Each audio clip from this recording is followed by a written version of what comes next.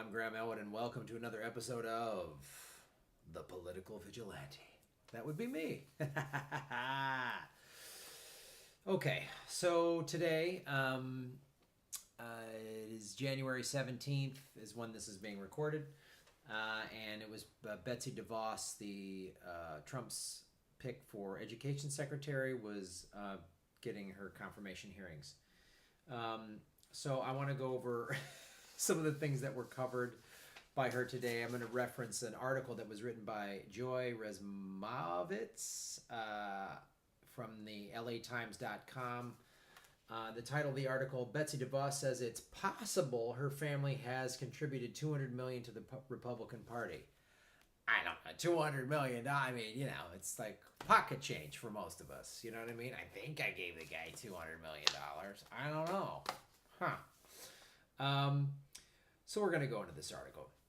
Since Donald Trump picked Michigan fundraiser and school voucher advocate Betsy DeVos as his Secretary of Education, Democrats and other political observers have examined her generous political contributions and any conflicts they might pose.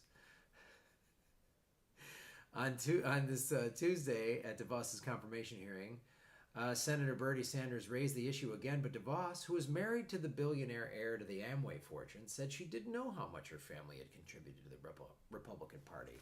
Oh, that should be... We'll just probably let that slide then, right? Sanders, an independent from Vermont, he was an independent, became a Democrat just to run in the Democratic primary, and then became an independent again. Sanders said, quote, "There is a growing fear that we are moving toward what would some call an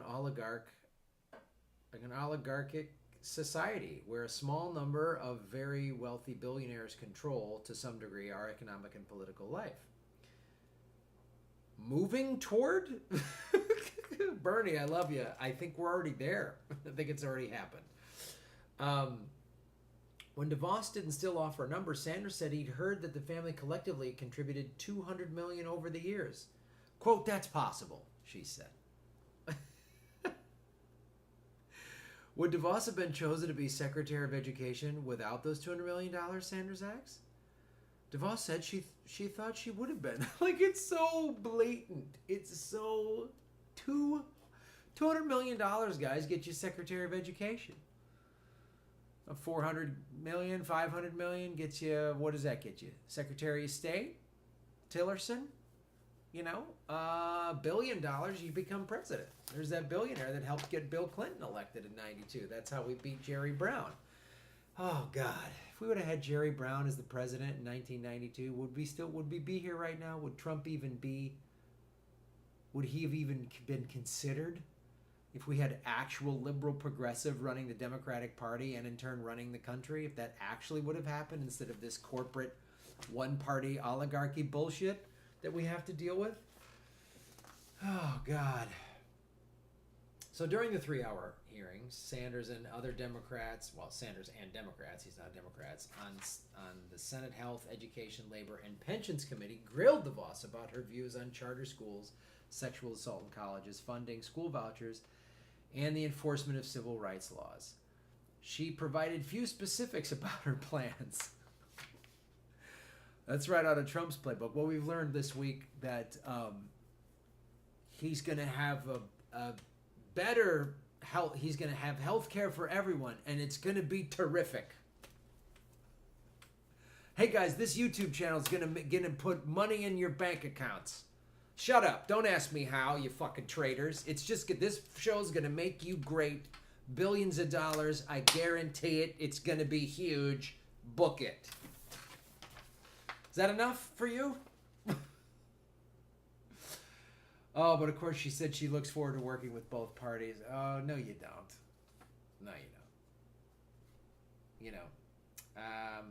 She's a big favor of implementing the new Every Student Succeeds Act, which is a successor to the No Child Left Behind, that gives states more leeway to assure student performance and teacher accountability.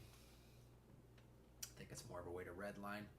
Senator Al Franken, a Democrat from Minnesota, asked whether schools should be rated according to schools' proficiency, how much they know and their growth, and how much they learn each year. When DeVos didn't respond immediately, Franken said, "It surprises me that you don't know this issue." Yeah, none of these people, they don't, I mean, like, it's like Rick Perry it's given a job of a department he thinks should be dismantled.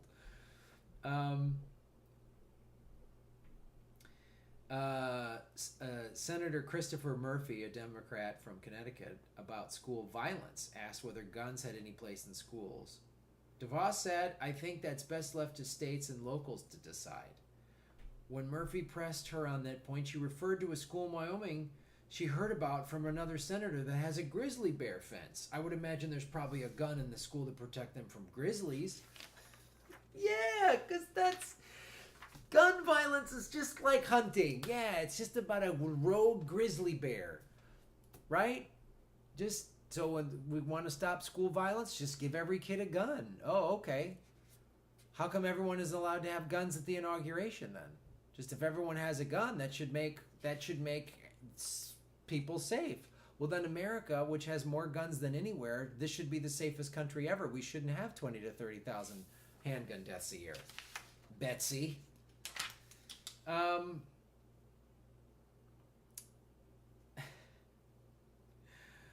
So the committee is planning to vote on DeVos on Tuesday. Senators wanted more time to question her, in particular because they have not yet received a letter from the Office of Government Ethics outlining how DeVos would avoid conflicts of interest in connection with her financial interests and political contributions. There's no how.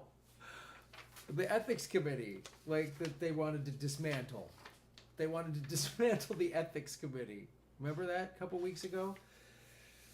Oh, guys, pay close attention to this one, Betsy and her Amway money. $200 million, guys. This is what gets you into. So, if Senator Al Franken is one of your representatives, go to senate.gov. Actually, it's probably just franklin.senate.gov, and let him know to keep questioning. Let him know what you think. If you live in Connecticut and you are under Senator Christopher Murphy's district, let that senator know how you feel. And Senator Patty Murphy of Washington, who's a Democrat, if you're in her district, let her know how you feel, what they should be doing, and stay on them. Stay on these Democrats. Applaud them when they do something good, and let them know when they're not sticking to it. And find out how much money they're getting. How much money did they pay to get their Senate seat? Oh, God. Sometimes I read stuff like this and I try not to be like, give up hope and be too cynical, but I'm not. I'm going to keep doing this. And I'm going to keep reading these articles and learning about these people. $200 million. If you call yourself a Republican or Democrat, it's a joke. It's a joke. Become an independent and think for yourself. And don't let this partisan nonsense, because this is like, because what are the Republicans going to say? Oh, the Democrats were too hard on our confirmation. You know, like, it's the same old nonsense. It's the same old nonsense. We are the United Corporation of America. That's what we are. And there's a chance to change it from within.